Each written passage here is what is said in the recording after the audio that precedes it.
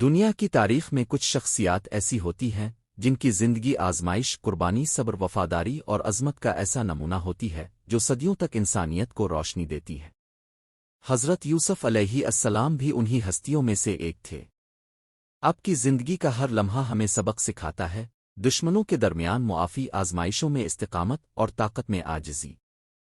حضرت یوسف علیہ السلام حضرت یعقوب علیہ السلام کے بیٹے تھے، جو کہ حضرت اسحاق کے بیٹے اور حضرت ابراہیم کے پوتے تھے۔ گویا حضرت یوسف کا تعلق انبیاء کرام کے اس خانوادے سے تھا جسے اللہ نے ہدایت اور نبوت کے لیے منتخب فرمایا تھا۔ یوسف اپنے بھائیوں میں سب سے زیادہ حسین ذہین اور نرم دل تھے۔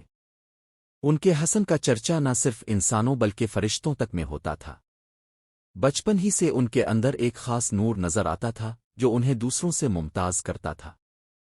حضرت یعقوب ان سے بے حد محبت کرتے تھے اور یہی بات ان کے دوسرے بھائیوں کے دلوں میں حسد کا بیج بن گئی۔ ایک رات حضرت یوسف نے خواب دیکھا کہ آسمان کے 11 ستارے، سورج اور چاند ان کے سامنے سجدہ کر رہے ہیں۔ انہوں نے یہ خواب اپنے والد حضرت یعقوب کو سنایا۔ حضرت یعقوب فوراً سمجھ گئے کہ یہ خواب ایک عظیم مستقبل کی نوید ہے۔ انہوں نے فرمایا کہ یہ خواب کسی اور کو نہ بتانا، خاص طور پر اپنے بھائیوں کو، کیونکہ وہ حسد کریں گے۔ یوسف کے بھائیوں کو ہمیشہ یہ شکایت رہی کہ یعقوب صرف یوسف سے محبت کرتے ہیں، حالانکہ وہ بھی ان کے بیٹے ہیں۔ یہ حسد وقت کے ساتھ ساتھ نفرت میں بدل گیا۔ ایک دن انہوں نے مشورہ کیا کہ یوسف کو اپنے راستے سے ہٹانا ہی بہتر ہے تاکہ والد کی محبت ہمیں ملے۔ وہ سب حضرت یعقوب کے پاس گئے اور کہنے لگے، ہم یوسف کو تفریح کے لیے ساتھ لے جانا چاہتے ہیں، ہم اس کی حفاظت کریں گے۔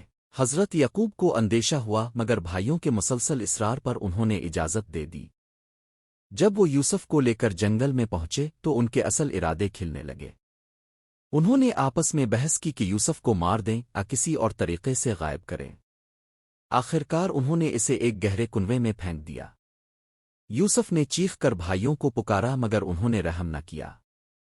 پھر وہ ایک جانور کی قمیص پر خون لگا کر حضرت یعقوب کے پاس واپس آئے اور روتے ہوئے بولے، یوسف کو بھیڑیا کھا گیا۔ حضرت یعقوب کو ان کی بات پر یقین نہ آیا، کیونکہ وہ جانتے تھے کہ یوسف ایک عظیم مستقبل کے لیے چانے گئے ہیں۔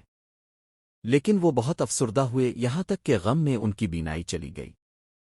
کنویں میں تنہا اندھیرے میں حضرت یوسف کئی دن تک پڑے رہے۔ پھر اللہ کی مصلحت سے ایک قافلہ وہاں سے گزرا۔ انہوں نے جب کنویں میں پانی کے لیے ڈول ڈالا تو یوسف باہر آئے۔ قافلے والوں نے انہیں ایک خوبصورت غلام سمجھا اور مصر لے گئے، جہاں انہوں نے بازار میں انہیں بیچ دیا۔ یوسف کو عزن مصر نے خریدا، جو کہ بادشاہ کا وزیر تھا۔ اس نے یوسف کو اپنے محل میں رکھا اور اپنی بیوی زلیخا سے کہا کہ اس بچے کا خیال رکھنا، یہ کسی خاص مقصد کے لیے آیا ہے۔ یوسف محل میں پلے بڑھے۔ وہ عقل حسن اور ایمان میں بے مثال تھے۔ جب وہ جوان ہوئے تو زلیخا ان کے حسن پر فریفتہ ہو گئی۔ اس نے یوسف کو بہکانے کی کوشش کی مگر یوسف نے انکار کیا۔ انہوں نے اللہ سے پناہ مانگی اور دوڑتے ہوئے کمرے سے باہر نکلنے لگے۔ زلیخا نے انہیں پیچھے سے پکڑا، ان کی قمیص پھٹ گئی۔ دروازے پر عزن مصر آ گیا۔ زلیخا نے یوسف پر الزام لگایا مگر ایک گواہ نے سچائی بتا دی۔ عزن مصر نے یوسف کو بے قصور جانا، لیکن زلیخا کی عزت کی خاطر یوسف کو قید خانے بھیج دیا گیا۔ جیل میں بھی حضرت یوسف نے اللہ کی عبادت نہ چھوڑی۔ وہاں دو قیدی ان کے اخلاق اور نور سے متاثر ہوئے اور اپنے خواب سنائے۔ یوسف نے اللہ کی مدد سے ان کے خوابوں کی درست تعبیر دی۔ ایک قیدی رہا ہو کر بادشاہ کا خادم بن گیا۔ کچھ سالوں بعد بادشاہ نے ایک خواب دیکھا کہ 7 دبلی گائیں 7 موٹی گایوں کو کھا رہی ہے، اور 7 سبز بالیاں اور 7 خشک۔ اس خواب نے بادشاہ کو بے چین کر دیا۔ جب کسی نے تعبیر نہ دی تو جیل میں قیدی کو یوسف یاد آیا۔ وہ فوراً یوسف کے پاس گیا۔ یوسف نے خواب کی تعبیر دی کہ 7 سال خوشحالی کے آئیں گے، پھر 7 سال قحط پڑے گا۔ اگر پہلے 7 سالوں میں اناج ذخیرہ کیا جائے تو بعد کے سالوں میں قحط سے بچا جا سکتا ہے۔ بادشاہ نے یوسف کو دربار میں بلایا مگر یوسف نے کہا، پہلے میری بے گناہی ثابت کرو تاکہ میں سرخرو ہو کر باہر آؤں۔ جب زلیخا اور گواہان نے سچ بتایا تو یوسف باعزت رہا ہوئے۔ بادشاہ نے یوسف کو وزارت عطا کی اور اناج کے خزانوں کا نگران بنایا۔ قحط کے سال آئے اور دوسرے ممالک سے لوگ اناج لینے آنے لگے۔ انہی میں یوسف کے بھائی بھی شامل تھے جو یوسف کو پہچان نہ سکے۔